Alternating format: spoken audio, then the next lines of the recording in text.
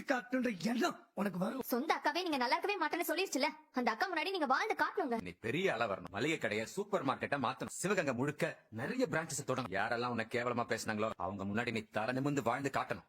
என்னைக்கா இருந்தாலும் அந்த வீடு இன்னொருத்தங்க வீடுதான். இதுதான் சித்தப்பா உங்க வீடு. உங்களுக்கு நாங்க எல்லாருமே இருக்கமே சித்தப்பா. நீங்க தைரியமாவும் சந்தோஷமாவும் இருங்க. இம்முட்டு பேர் கொண்ட உனக்காக சாப்பிடுறா. எனக்கு சாப்பாடு வேணாம். உட்கார என்னடா சித்தப்பா சாப்பிடுடா. வாங்குங்க சித்தப்பா. சாப்பிடுங்க குழந்தைனாரே. அப்பா ஊட்டி விடுறாரு, வாங்கிக்கோ. மாமா என்ன யோசிக்கிறீங்க? வீட்டுல நடந்ததை யோசிச்சுட்டு இருக்கீங்களா? அதே சரியா சாப்பிட கூட இல்லையோ? வீடுன்னு இருந்தா 1000 பிரச்சனை வரதா செய்யும் மாமா. அதுக்காக வயிற்று காய போடுவேலா? சித்தப்பா இப்படி ஒரு விஷயத்த பண்ணுவாருன்னு நானே எதிர்பார்க்கல. கொஞ்ச நாள் தான் எனக்கே அவரை தெரியும். எனக்கே அவர் பண்ணின காரியம் அம்புட்டு அதிர்ச்சியா இருந்துச்சு. பிறந்ததுல இருந்து நீங்க அவரை பாக்குறீங்க. இந்த மனுஷங்க ஏன் இப்படி இருக்காங்களோ தெரியல மாமா. ஆனா ஒண்ணு சொல்றேன், துரோகத்திலே பெரிய துரோகம் என்ன தெரியுமா? நம்பிக்கை துரோகம்.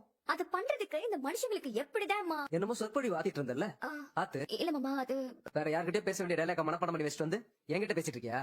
துரோகத்தை பத்தி எல்லாம் நீ பேசலாமா? நம்பிக்கை துரோகத்தை பத்தி எல்லாம் நம்ம பேசலாமா? என்னடி கிடைச்ச கேப்ல எல்லாம் நல்லவள மாறலான்னு பாக்குறியா? மாமாவுடைய கடை பிரச்சனை வந்துருச்சு இல்லன்னு வச்சுக்கயே, உன்னோட கதையை வேற மாதிரி மாறி இருக்கும். இந்த பிரச்சனை மட்டும் நடக்காம இருந்து உன்னை பத்தின உண்மை எல்லாத்தையும் எல்லார்கிட்டயும் நான் சொல்லி இருந்தேன்னு வையேன், இந்நேரம் உன் வீட்டுல உன் ஃப்ராடு குடும்பத்தோட நீ உட்கார்ந்துட்டு இருந்திருப்ப. தேவையில்லாம என் குடும்பத்தை ஃப்ராடுலாம் சொல்ல வேண்டாம். ஏய், ஃப்ராடு குடும்பத்தை ஃப்ராடுன்னு சொல்லாம வேற எப்படி சொல்றதா? வீட்டு பிரச்சனையில நம்ம பிரச்சனை அப்படியே அமைங்கிருச்சுன்னு கனவுல கூட நினைச்சிடாதடி. ஏய், நீ என்ன யோசிக்கிறேன்னு எனக்கு நல்லாவே தெரியும். நம்ம புருஷன் இந்த 4 செவத்துக்குள்ள 4 வார்த்தை திட்டுவான். வெளியில வந்ததுக்கு அப்புறம் எல்லா உண்மையும் அவங்க அப்பா அம்மா கிட்ட சொன்னா அவங்க அப்பா அம்மாவுக்கு ஏதாவது மனசு கஷ்டம் ஆயிடுமேன்னு இவன் சொல்ல மாட்டான்னு மட்டும் கனவுல கூட நினைச்சிடாதடி. இப்ப குடும்பத்துல நிலைமை சரியில்லை, நிலைமை சரியாகட்டும். எங்க மாமா கொடுத்த அதிர்ச்சில இருந்து இன்னும் வீட்டுல இருக்கவங்க யாருமே வெளியில வர முடியல. அப்படி மட்டும் வந்துட்டாங்கன்னு வச்சுக்கேன், அதுக்கப்புறம் இந்த வீட்டுல இருக்கவங்க ஒவ்வொருத்தர்கிட்டயும் உன் படிப்பு கதை, உன் வேலை கதை, குழந்தை கதை